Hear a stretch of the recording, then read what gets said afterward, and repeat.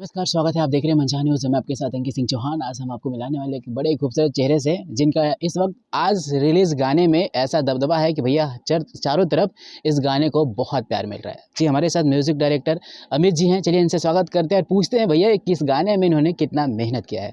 आपका बहुत स्वागत है, कैसे हो आप? Thank you.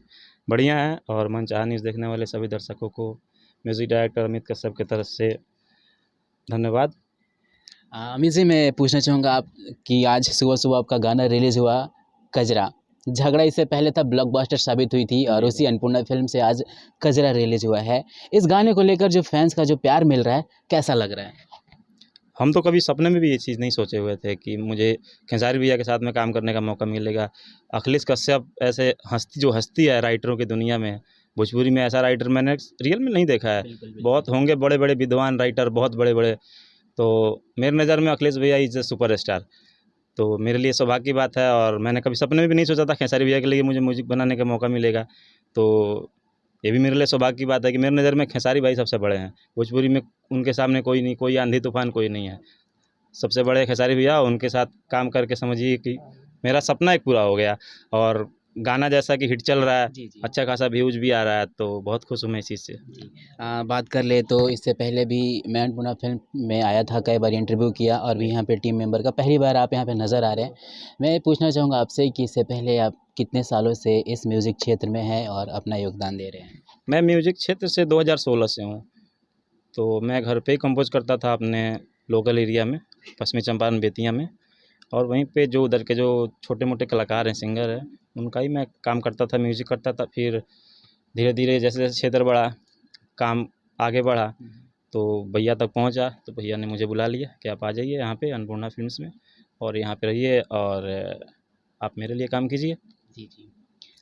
बात कर ले अगर इस गाने की तो खेसारी जी जब भी गाना गाते हैं या फिर गाने बनते हैं तो काफ़ी एक कहते हैं कि उम्मीदें रहती हैं क्योंकि फैंस बहुत उम्मीद लगाते हैं।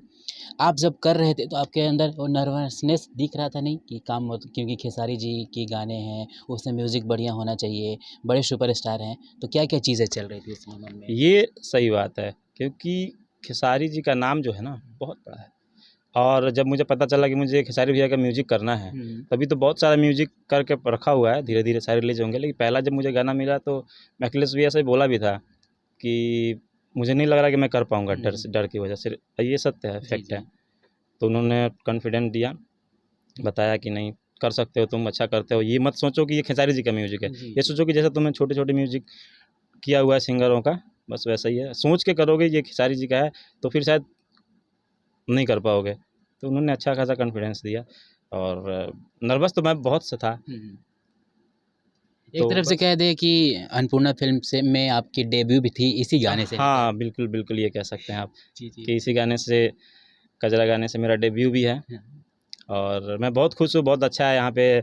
शुभम भैया हैं कंपोज़र, आपको राइटर हैं, अन्नपूर्णा फ़िल्म्स के मालिक भी हैं जी, अखिलेश जी। भैया। तो उनका भी व्यवहार मुझे बहुत अच्छा लगा और यहाँ आके मैं बहुत खुश हूँ।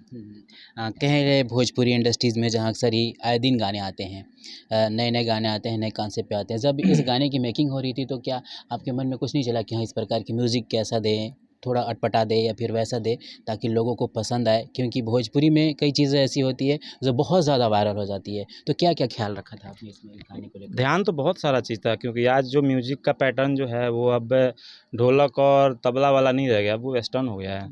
तो इन सब चीज़ों का ध्यान तो था। और मैंने कई मेहनत बहुत मैंने इस म्यूज़िक को 3-4 बार रिक्रिएट किया, बनाया, भैया को सुनाया, भैया को अच्छा भी लगता था, फिर मुझे अच्छा नहीं लगता था, कहीं एक कमी लगती थी, फिर मैं उसको रात-रात भर जग करके उसको फिर रिक्रिएट करता था, रिदम पे, मेलोडी पे, जो भी है, फिर मैं वर्क करता था। रात-रात भर जग के मतलब अब इसके बारे में आप अखिलेश भैया से बात बिल्कुल, कीजिएगा, बिल्कुल। शुभम भैया से बात कीजिएगा तो बताएँगे कि मैं कितना मेहनत करता था।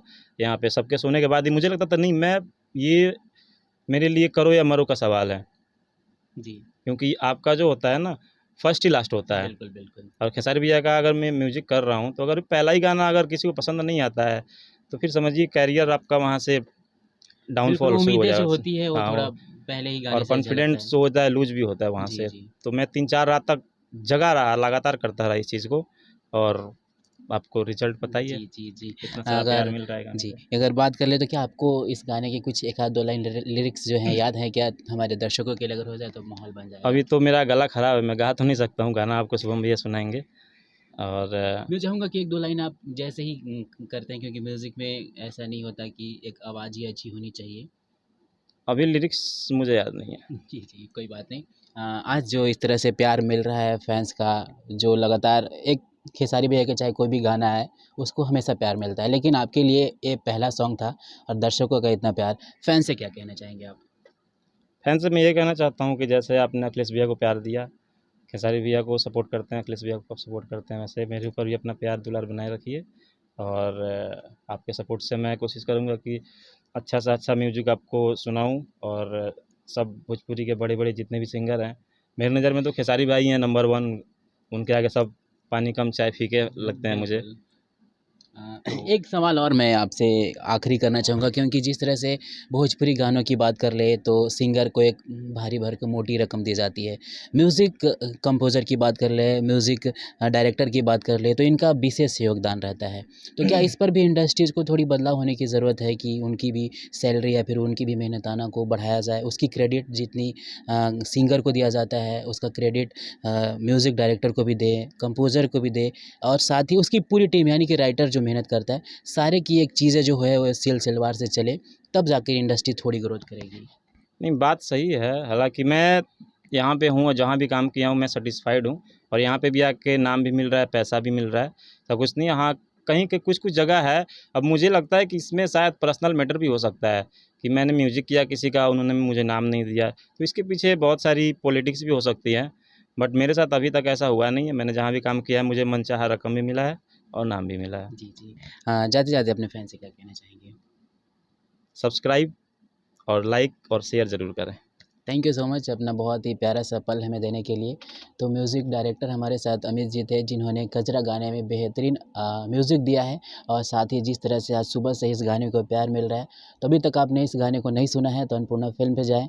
पहला गाना सबसे आपको टॉप में दिख जाएगा। बहुत सारा प्यार दें, कमेंट करके हमें ज़रूर बताएँ कि आपको ये गाना कैसा लगा। और नमस्कार। ज़्यादा से ज़्यादा इस गाने को शेयर करें।